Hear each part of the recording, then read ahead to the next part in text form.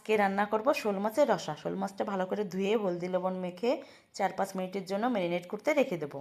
এখন একটা বাটিতে 1 চামচ ধনে পাউডার, 1 চামচ জিরে পাউডার, 1 চামচ লঙ্কা পাউডার, আধা চামচ হলুদ গুঁড়ো আর আধা চামচের কম লবণ দিয়ে জল দিয়ে ভালো করে মিশিয়ে 4-5 মিনিটের জন্য রেখে দেবো। এখন কড়াইতে তেল দেবো। তেল গরম হয়ে গেলে মাছগুলো দিয়ে এপিট ওপিট ভালো করে ভেজে নেব। মাছগুলো ভাজা হয়ে গেলে নামিয়ে নেব। এখন ওই তেলেই আধা চামচ জিরে, 3-4টে তেজপাতা আর 1 চামচের মতো আদা রসুনের পেস্ট দিয়ে ভালো করে কষিয়ে নেব। এখন একটা টমেটো 4 ফালা করে কেটে দিয়ে দেবো। আর গুলিয়ে রাখা যে মশলাটা ছিল ওটা দিয়ে ভালো করে একটু কষিয়ে নেব। তেল ছেড়ে দিলে এখন ওই মাছগুলো দিয়ে ভালো করে আবার একবার কষিয়ে নেব।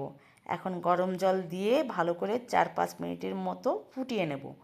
এখন ফোটানো হয়ে গেলে উপর দিয়ে গরম মশলার পাউডার ছড়িয়ে দিয়ে মিশিয়ে নিলেই হয়ে গেল আমার শোল মাছের রসা। তো চলো এখন নামিয়ে নিই আর খেয়েও দেখি কেমন হয়েছে। আপনারা একবার বানিয়ে দেখবেন, খেতে কিন্তু দুর্দান্ত লাগে। চলো টাটা, বাই বাই।